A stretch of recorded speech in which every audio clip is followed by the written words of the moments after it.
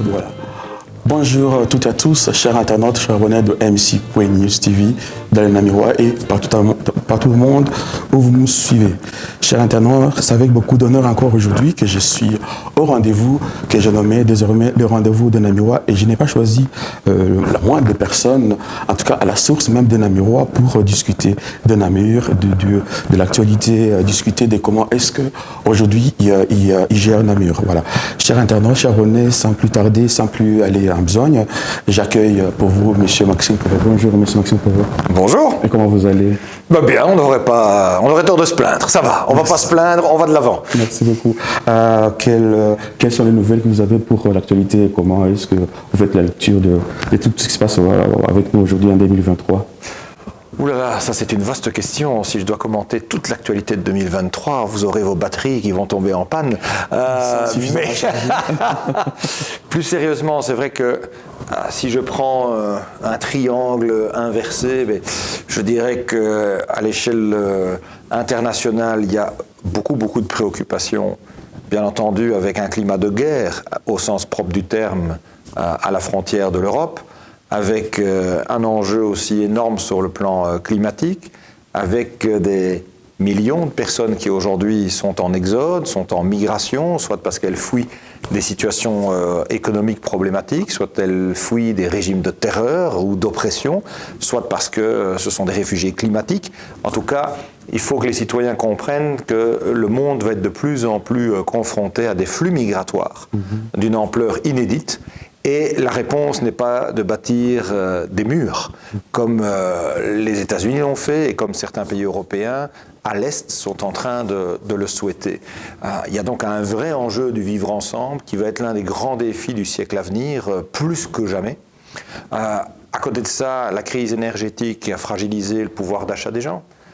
Aujourd'hui, se nourrir parfois devient vraiment quelque chose de compliqué. Arriver à payer son loyer devient quelque chose de compliqué. Quand on a trouvé un logement et qu'on n'a pas été victime de discrimination.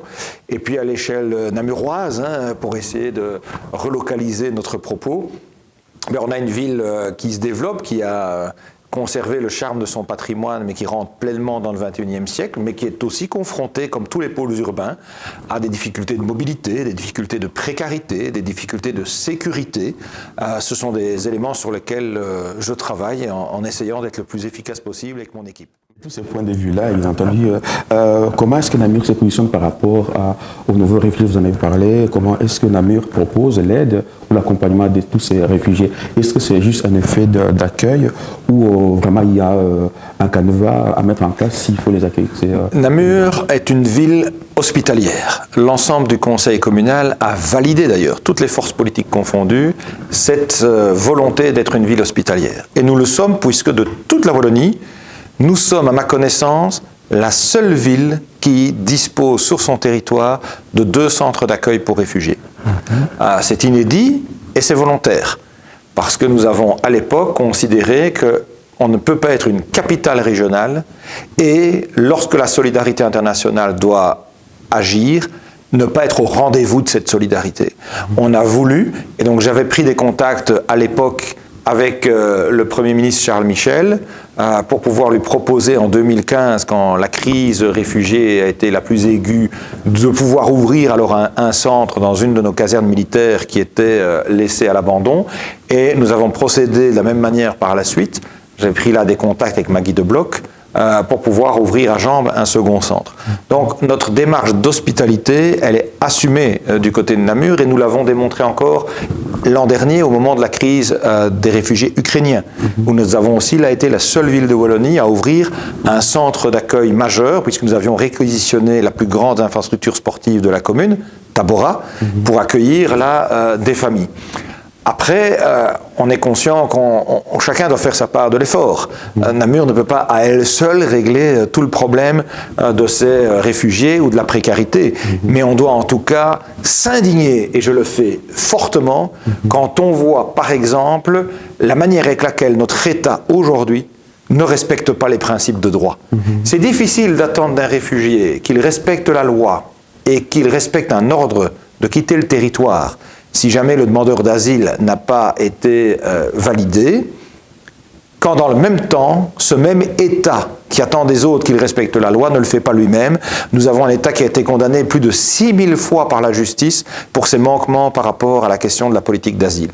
Et donc quand on voit aujourd'hui à Saint-Josse des personnes dont l'État décide d'empêcher qu'ils soient nourris pour pouvoir finalement les forcer à quitter un endroit, on bascule là dans quelque chose qui est indigne, qui n'est pas du tout conforme à la démarche d'humanité qu'on est en droit d'attendre. Et là-dessus, les engagés, ma formation politique, on y est évidemment très sensible, très combatif. Et puis, pour revenir à l'échelle namuroise, il y a quand même un consensus très large des forces politiques sur le fait de devoir être aux côtés des personnes qui sont dans cette situation, mais en sachant qu'il y a toujours des droits et des devoirs. Moi, je pense qu'on doit être dans une démarche de plus grande rapidité pour déterminer si oui ou non quelqu'un a le droit au séjour sur notre territoire, mais il faut accepter qu'au-delà de la démarche de solidarité et d'humanité, il y a aussi la part de fermeté lorsque des décisions négatives tombent et qui doivent aussi être respectées. Merci beaucoup pour cette belle explication, mais j'ai une question par rapport à tout cela et par rapport à votre casquette de chef de parti. Actuellement, nous sommes en train de voir, en tout cas en termes d'observation, de vos collègues présidents des partis s'amusent à utiliser justement le flux migratoire pour taper dessus, pour éventuellement se faire des électeurs, pour faire campagne. Déjà, on sent déjà qu'il y a cette animation des chefs de parti qui vont, vous avez cité ici le président ex-président du parti MR, qui sont précédés aujourd'hui Georges-Louis Boucher, qui lui n'hésite pas à taper dessus, il n'hésite pas à aller avec des mots francs. Est-ce que c'est votre cas aussi au niveau des engagés, ou vous avez une autre philosophie Alors, on a une autre philosophie, nous sommes un parti humaniste. Et un parti humaniste, comme je le disais, il est attentif aux questions de dignité, aux questions d'humanité. Et donc, c'est pour ça qu'on veille à Namur, puisqu'on a cette coalition politique qui est sensible à cet enjeu, à être une ville hospitalière. Et donc, moi je pense qu'on ne va pas résoudre le problème des flux migratoires par la caricature. On va juste alimenter les partis d'extrême, et singulièrement d'extrême droite, ce qui est un danger. Et donc, on doit être dans une démarche où, parce que c'est une obligation internationale, parce que c'est une obligation humaine, les personnes qui fuient leur pays, quand elles ont de bonnes raisons de le faire, puissent être accueillies en dignité. Mais maintenant, on ne sait pas accueillir tout le monde non plus, parce qu'il y a parfois aussi des regroupements familiaux qui s'opèrent ou des transhumances qui se font pour de mauvais motifs. Parce qu'il y a aussi des filières d'exploitation, par exemple. Et donc, lorsque un nom est donné et qu'un ordre de quitter le territoire est formulé, il doit pouvoir aussi être respecté. Mais pour qu'il soit accepté par les personnes, il ne faut pas qu'il arrive 10 ans après. C'est incompréhensible de demander à une famille qui est présente depuis 10, 12, 15 ans sur le territoire, du jour au lendemain, comme on connaît le cas d'une assistante dans une école en Brabant wallon, de devoir partir alors qu'elle est bien intégrée, qu'elle a un job, que ses enfants sont dans nos rythmes scolaires. Ça ne va pas. C'est pour ça qu'il faut à un moment donné statuer sur la question de l'accueil ou pas dans des délais beaucoup plus rapides, des délais compressés, que très vite on puisse, avant que les gens ne commencent finalement à s'enraciner, à développer une vie sur notre territoire, leur permettre de savoir si oui ou non ils seront dans les conditions pour qu'elles puissent se déployer. Et ça, c'est fort éloigné des thèses du MR, c'est clair. C'est encore plus éloigné des thèses d'extrême droite, mais il faut une juste approche équilibrée. Et comment est-ce que vous, dans votre rôle de votre maître et le chef de parti, quelle est la ligne on doit suivre? Est-ce que d'ici là, on va commencer à avoir des affiches? Et vous allez vous positionner comment? Est-ce que vous allez suivre, vous venez de répondre, mais est-ce que vous allez aussi taper sur autre chose? Ici, je vous ai suivi quelquefois sur les médias traditionnels, vous parlez de l'énergie. Est-ce que c'est notre nouveau filière à utiliser aussi, faire peur aux gens avec l'énergie ou... Moi, comme président de parti des engagés, j'ai développé une vision politique qui est une vision qui redonne de l'espoir plutôt que de flirter sur les peurs. Je pense qu'aujourd'hui, les gens se sentent dans une situation anxieuse.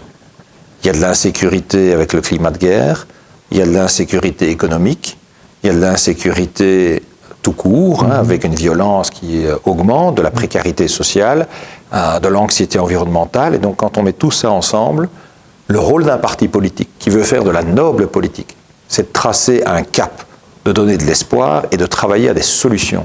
Ce n'est pas de brosser les gens dans le sens du poil pour exalter ceux qui recherchent des coupables. On a aujourd'hui un vrai problème sociétal, c'est que certaines personnes qui sont en situation de mal-être se sentent obligés de trouver un coupable. Alors soit c'est le chômeur qui glande, soit c'est le politicien qui fout rien, soit c'est le patron qui s'en met plein les poches, soit c'est l'étranger qui vient piquer notre travail. Eh bien, ces caricatures-là, on ne peut pas bâtir une société harmonieuse là-dessus. Et donc, moi, je veux m'inscrire en faux contre ces caricatures et travailler à cet enjeu d'une humanité réconciliée où finalement l'apport de chacun dans ce qu'il est, dans ce qu'il vit, dans ce qu'il incarne peut être respecté et peut être une pièce du Lego pour bâtir alors une société. Ça, je crois que c'est essentiel. Certains diront que ce ne sont que des mots. Ce n'est pas le cas. On voit bien dans la politique d'asile, par exemple, la grande différence entre la posture de certains et la posture d'autres. Maintenant, si cet enjeu du vivre ensemble va être un défi sociétal majeur, il ne faut pas perdre de vue qu'il y a d'autres éléments prioritaires, comme redonner du pouvoir d'achat aux gens, c'est-à-dire faire une réforme fiscale, lutter contre le changement climatique, parce que c'est aussi ça qui va atténuer les transferts et les migrations pour des motifs environnementaux. C'est un défi planétaire, hein. Je rappelle que le combat climatique, c'est pas juste sauver les papillons et les chenilles. On est au-delà de la question de la biodiversité qui est essentielle, dans la sauvegarde de l'humanité. Le jour où on n'est plus là, la Terre, elle sera toujours bien présente, par contre. Hein. Donc ne perdons pas ça de vue. Il y a les enjeux économiques aussi, pour que notre région soit encore attractive, que des entreprises viennent y développer leurs activités, que des commerces puissent être créés. Et puis, je dis souvent, la première des libertés, c'est la sécurité. Il faut qu'à Namur, les citoyens, les plus jeunes comme les moins jeunes, puissent déambuler sans être sans cesse harcelés par des petits dealers qui veulent vendre leur daube, qui créent de l'insécurité. Ça, c'est aussi important. Merci en tout cas de cette lecture. Et aussi, je voudrais aussi, puisque vous vous tombez sur le Namirois directement, sur la sécurité de Namirois, je tiens à ce que vous puissiez en tout cas être reconnu dans votre démarche que vous faites. Je tiens à vous laisser aussi parce que dans Namur, de l'axe Roger et on a vu des effets, c'était arrêté plusieurs fois, et ce que demande d'ailleurs le résident de ces rues-là, donc je tenais en tout cas à vous rapporter cela, puisque si personne ne vous le dit, vous ne le saurez pas qu'il y a des effets qu'on observe. Monsieur Maxime Pevot, nous sommes les deux pieds en 2023, et vous êtes le premier homme politique, je dois le dire, de l'Union européenne, à avoir foulé vos pieds à Kinshasa. Vous avez été visiter votre collègue qui est en relation avec la commune de Namur. Mais qu'est-ce qu'on peut retenir de votre séjour-là? Comment est-ce que vous êtes senti à Kinshasa? Ça servir à quoi? Ça va servir à quoi votre visite à Kinshasa? Alors, ma visite à Kinshasa a été bien moins triomphale que la visite récente de mon collègue et ami Pierre Compagnie à Lubumbashi, où il est retourné après 50 ans d'absence. Et je lui rends hommage parce qu'il a fait un travail extraordinaire, un parcours de vie remarquable. Je me suis rendu effectivement début janvier à Massina, dans la périphérie de Kin, parce que depuis plus de 20 ans maintenant, la ville de Namur a un partenariat de coopération au développement avec la ville de Massina. Un peu moins d'1 million d'habitants, mais encore de grands enjeux de précarité, de pauvreté. C'est pas la première fois que je me rendais en Afrique noire. J'ai déjà pu, dans mon parcours, me rendre au Burkina Faso, au Sénégal, en Côte d'Ivoire, au Rwanda, mais c'est la première fois en me rendant en RDC, que j'ai été confronté aussi à des défis aussi gigantesques en termes de lutte contre la précarité. Évidemment, il y a les enjeux de propreté, d'assainissement des eaux, de logement, de politique de santé, mais nous avions pris la décision, avec mes prédécesseurs comme bourgmestre, et je continue ça, de ne pas faire du saupoudrage pour la coopération au développement. Et de dire oui à toutes les villes, notamment d'Afrique, qui nous sollicitent, parce qu'alors en faisant des petits subsides à gauche, à droite, mais finalement on n'a pas vraiment d'effet sur le terrain. Et donc on a toujours considéré depuis plus de 20 ans que nous avions qu'un seul partenaire de coopération au développement, Massina, mais nous mettions le paquet dessus. Et donc ce sont des programmes concrets qui permettent des réalisations concrètes. On envoie d'ailleurs 1 à 2 fois par an un agent de la commune pour s'assurer que l'argent arrive bien là où il doit arriver et qu'il serve bien à ce pourquoi il doit être utilisé. Nous avons, au sein de la commune de Massina, financé et construit 18 établissements de quartier, 18 maisons de quartier. Il en reste encore 4 à construire. Nous allons le faire. Nous avons à chaque fois dans ces maisons de quartier des bureaux pour l'état civil et la population et un poste de police de quartier. Nous avons construit l'hôtel de ville de Massina. C'est la ville de Namur qui l'a financé. Nous sommes en partenariat aussi avec le système de mutuelles pour pouvoir accompagner les habitants par rapport à la prise en charge financière de leurs soins de santé. J'ai pu aller visiter aussi un centre de soins pour les séropositifs. J'ai discuté et rencontré une trentaine de séropositifs, des communautés homosexuelles ou des travailleurs du sexe. Et là aussi, on a fait l'identification du matériel qui faisait défaut et que nous pourrions envoyer, du matériel médical, du matériel de soutien. J'ai eu l'occasion de découvrir évidemment Massina dans ces quartiers les plus pauvres, dans ces rues qui ne sont pas asphaltées, mais où le contact avec la population est le contact le plus vrai, le plus cash. Et j'ai eu aussi une dimension plus protocolaire, avec des rencontres d'autorités. J'ai pu rencontrer son Excellence le Président du Sénat, de la RDC. Vous avez dit Excellence, justement, c'est peut-être que je ne vous coupe pas, mais comment est-ce que vous êtes senti ici à Namur? Peut-être que vous n'avez pas ça en cadre officiel, mais quand vous répondez aux journalistes, est-ce que vous attendez à ce qu'on puisse vous traiter avec des mentions, Monsieur l'Excellence, justement? Oh non, moi je n'attends pas cette déférence. Ici, on dit Monsieur le bourgmestre, ou on dit Monsieur le Président, ou Monsieur le député, mais c'est vrai qu'on utilise rarement son Excellence. On l'utilise en Belgique uniquement pour qualifier les ambassadeurs. En général. Mais soit, ça c'est, je respecte évidemment les traditions et les enjeux protocolaires de chacun des pays.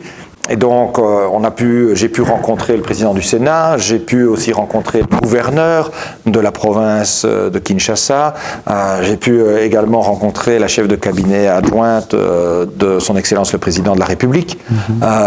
Donc, on a pu avoir une série de rencontres de haut niveau, au-delà évidemment du maire de Massina lui-même, qui venait d'être désigné 4-5 jours avant ma visite. Et donc, finalement, il découvrait la ville presque en même temps que moi, puisqu'il n'avait pas encore eu l'occasion de connaître tout le personnel de la commune ou les différents quartiers. Donc c'était vraiment une visite extrêmement riche sur le plan des relations humaines, extrêmement utile sur le plan des collaborations à devoir nouer. Nous avons re-signé sur place une entente de partenariat pour les 4 années qui viennent, avec à nouveau des budgets qui sont prévus, mais aussi surtout des projets qui sont identifiés et que nous allons mettre en œuvre. Moi, j'aime le concret. Et j'ai envie réellement que quand un partenariat est noué, il apporte des résultats sur le terrain. Et il y a encore beaucoup de travail à faire à Keene et dans sa périphérie. Et en termes de souvenirs, dans combien de temps, parce que la question, encore une fois, j'avais posé même le souhait de faire partie des valises discrètes, ça n'a pas été, bon, j'ai pas eu de chance, mais dans le futur, c'est dans combien de temps que vous comptez y retourner, encore 17 ans, ou le Namur doit attendre encore qu'on puisse voir? Écoutez, pour être honnête, c'est la première fois depuis plus de 10 ans qu'il y avait un bourgmestre de Namur qui se rendait à Massina. Je ne sais pas si je devrais attendre encore 10 ans avant d'y retourner. En tout cas, il y a des collaborations concrètes qui vont suivre, puisque dans les prochaines semaines, ici au mois d'avril, on va déjà accueillir des poètes qui viennent de Massina, que j'ai rencontrés sur place et à qui nous avons proposé de venir aussi à Namur dans le cadre de leurs pratiques culturelles.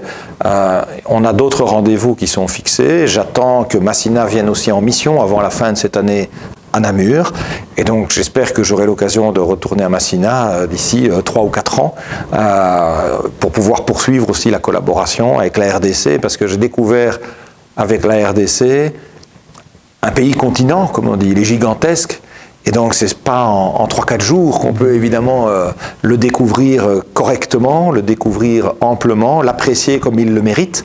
Et ça m'a donné en tout cas le goût de vouloir y retourner.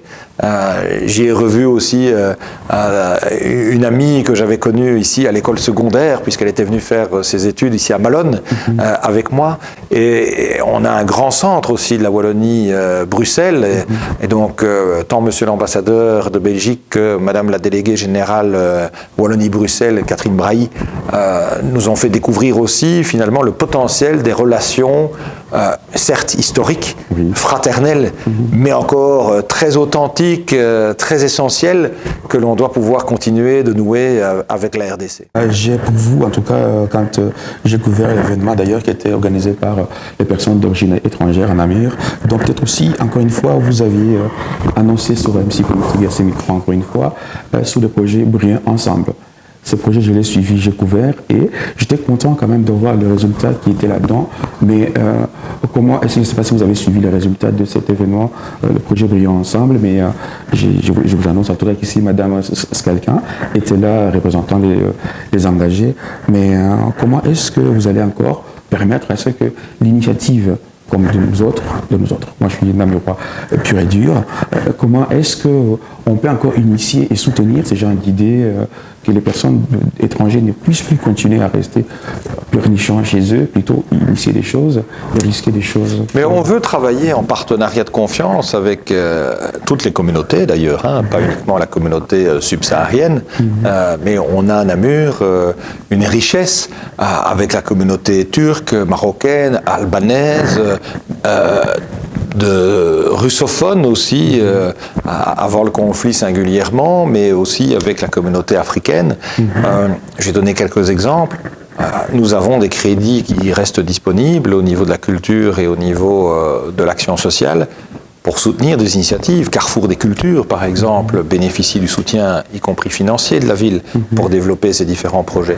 Nous venons de passer une convention aussi de plusieurs dizaines de milliers d'euros avec le Haut Conseil des représentants de la diaspora africaine en province de Namur, notamment pour travailler sur comment lutter contre les discriminations, comment améliorer la politique communale, comment lutter aussi contre les présupposés liés à la période coloniale. Donc, on fait un travail de partenariat avec les citoyens namurois, parce que qu'ils soient ou pas d'origine africaine, ce sont d'abord des citoyens à part entière, des Namurois aussi, et donc ils méritent d'être traités en égalité d'humanité comme tout le monde. Merci beaucoup. La notion de diaspora, moi, j'ai pas mon nom propre. Je pense que petit à petit à désolidariser, parce que je pense qu'on ne doit pas continuer à se dire je suis de la diaspora, je suis de Namur. Vous êtes Namurois d'abord, bien sûr. Diaspora, je trouve que c'est un terme qui stigmatise encore une fois de la diaspora. Alors, moi je n'utilise pas le terme pour stigmatiser, c'est parce que beaucoup de communautés l'utilisent aussi, ont même des ministres en charge de la diaspora, qui viennent parfois me rendre visite. J'ai déjà reçu des ministres de l'étranger qui sont en charge des communautés de leur pays qui vivent à l'étranger et qui ont besoin de s'assurer que l'intégration se passe bien, que les choses se passent bien. Donc mon souhait n'est certainement pas de stigmatiser ou de discriminer. Je vous ai d'ailleurs dit moi-même que, quelle que soit l'origine, avant tout, ce sont des citoyens et des Namurois. Et donc c'est à ce titre qu'il faut qu'on travaille ensemble comme on le ferait avec quiconque. Les questions ne sont plus trop nombreuses. Voilà. Avant vous, l'année passée donc, j'étais en visite chez M. Luperto, bonjour monsieur le bourgmestre de Sambreville, où, non, ma langue n'est pas fourchée, mais il vous adresse salutations. Ah, c'est gentil. Voilà. Merci beaucoup. Chers internautes, chers abonnés, nous sommes presque à la fin de cet entretien. Je remercie en tout cas mon assistant, M. Florian, qui a accompagné aujourd'hui l'adresse MC.TV, M. Maxime Prévost.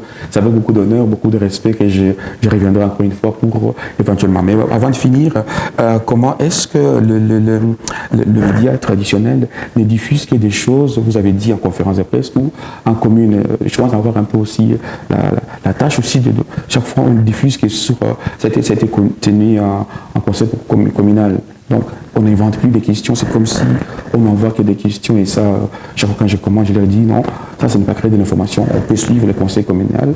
Donc, et on va créer des questions comme ça. M. Maxime Prévost ou d'autres politiques puissent s'exprimer. Donc, je ne sais pas si pour clôturer, vous avez un autre point de vue pour clôturer cela. Non, l'avantage de la formule qui est la vôtre, c'est qu'elle donne une large place à la spontanéité.